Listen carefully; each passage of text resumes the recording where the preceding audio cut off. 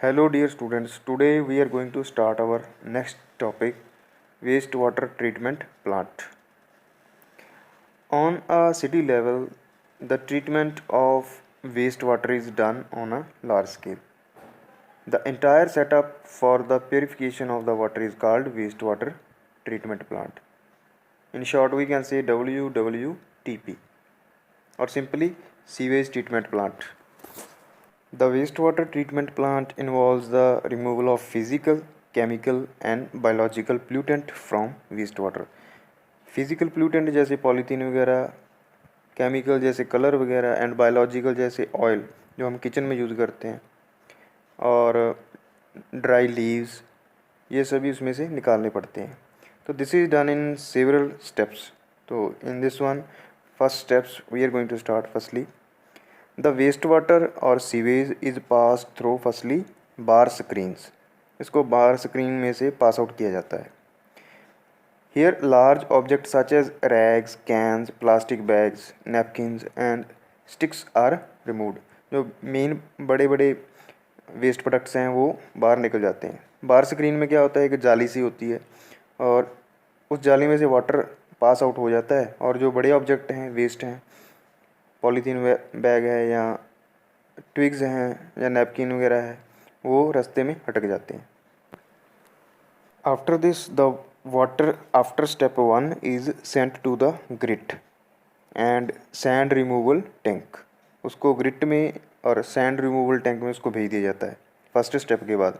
Here sand and grit and pebbles settle down and the water is sent to sedimentation tank. यहाँ पे pebbles वगैरह जो कंकर वगैरह हैं या सैंड वगैरह वो नीचे बैठ जाती है. फिर उस वाटर को आगे सेडिमेंटेशन टैंक में पास आउट कर दिया जाता है. In sedimentation tank solid such as faeces settle down at its bottom and are removed with a scraper.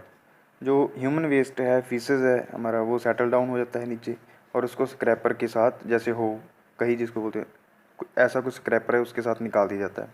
This is called sludge, जिसको गार बोलते हैं. Lighter oily solids are removed with skimmers.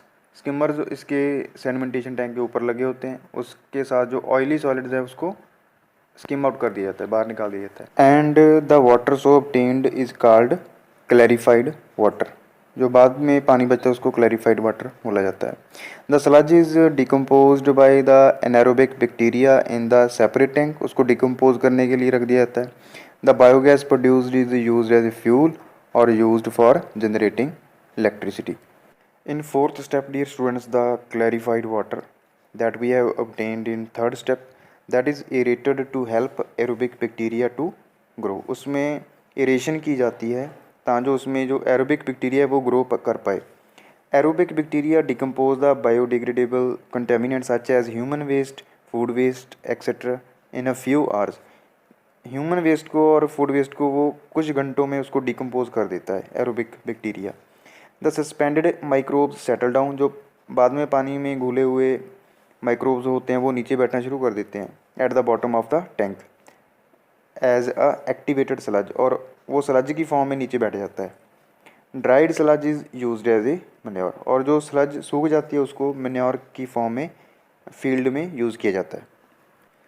In fifth step the upper layer of the clean water is then either discharge into the water body such as sea, river or into the ground, or disinfected with chlorine or ozone and released into the distribution system.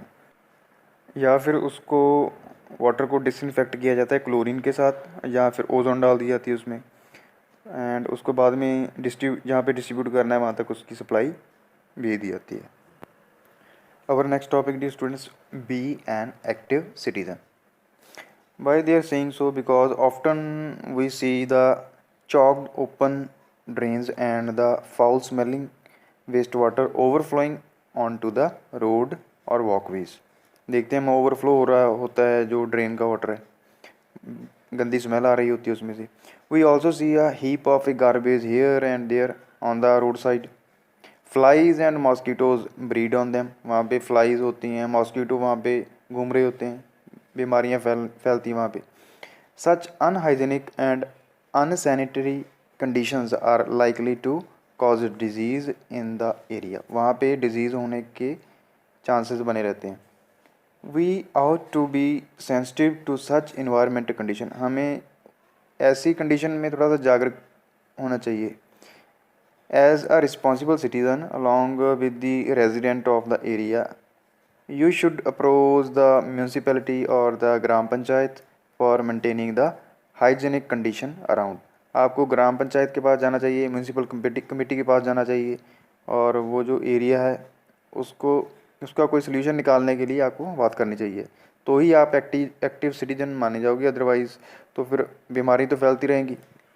Our next topic, dear students, better housekeeping practices. In this topic, we will discuss about how, as an individual citizens, we can contribute to keep the draining systems working properly. So, dear students, we should believe in the proverb, "Charity begins at home." Dear students, if your home and the surrounding are clean, then the colony will be clean. And when all the colonies are clean, your city, town will be clean. Therefore, we should make a start from our own home. To minimize or eliminate the waste and pollutants at their source, follow the suggestion given below. The first one, for used oil ghee, do not throw wash down used cooking oil, ghee, etc. in the drain sink। जो हम kitchen में use करते हैं oil वगैरह, cooking oil, घी, उसको सीधा wash basin में या सिंक में सीधा उसको वॉश नहीं करना चाहिए, because oil ghee with silt form a thick layer inside the sewer and block the pipes. उससे पाइपलाइन जो है सीवर की वो ब्लॉक हो जाती है। Second, do not throw dispose of used oil ghee in an open drain. Open drain में फेंकना नहीं चाहिए। Oil ghee clogs the pores in the soil, this reduce the water absorbing capacity of the soil and therefore the seepage of the water in the ground is reduced। क्योंकि ऊपर layer बन जाती है oil की, घी की, उसकी वजह से जो रेन वाटर है वो सीप नहीं हो पाता। The used oil ghee should be soaked in a waste cotton cloth and then should be disposed of as a solid waste। उसको कपड़े के साथ, कॉटन के क्लोथ के साथ साफ़ करने के बाद यूटेंसिल्स को फिर डिस्पोज ऑफ करना चाहिए। Next, for chemicals, do not dispose of chemicals like paint, organic solvents, insecticides, motor oil and medicines into the drain or sink। इन सभी को सिंक में या ड्रेन में नहीं फेंकना चाहिए, क्योंकि इससे ब्लॉकेज हो जाती है पाइप्स में। All chemicals are toxic, poisonous to microbes and kill them. जो ड्रेन में जो उनको डिकम्पोज करने वाले माइक्रोब्स हैं उनको ये मार देते हैं, क्योंकि ये टॉक्सिक होते हैं। In the process the microbes which helps in purifying water also get killed. और जो वाटर को प्योरीफाई करने के लिए ट्रीटमेंट में जो माइक्रोब्स यूज़ किए जाते हैं वाटर ट्रीटमेंट में, वो भी किल हो जाते हैं इन केमिकल की वजह से। Last one, dear students, for solid wastes, do not throw used tea leaves and solid left over food waste etcetera into the sink. Tea जब हम बना लेते हैं उसके बाद जो टी लीव्स है उसको सिंक में या जो फूड हमारा बच जाता है उसको ड्रेन में नहीं फेंकना चाहिए। Do not dispose of sanitary towels, used cottons etcetera through the toilet flush. ये हमें फ्लश में नहीं फेंकने चाहिए। Such solid waste choke the drains और sewer pipes and do not allow the free flow of air, oxygen. वहाँ पे वो ब्लॉक करके ऑक्सीजन फ्लो नहीं करने देते, ब्लॉक कर देते हैं पाइप को। This slow down the degradation process. जो उनको डिग्रेड करना है माइक्रो ऑर्गेनिज्म ने, वो प्रोसेस स्लो हो जाता है। All solid must be collected in a dustbin and disposed of into the dump. जो सॉलिड वेस्ट है उसको डस्टबिन में कलेक्ट करके उसको बाद में कूड़े के ढेर में हमें फेंकना चाहिए। So dear students, by following these methods we can minimize the waste. So now, dear students, there are a few questions related to today's learning. So try to attempt these questions. Thank you.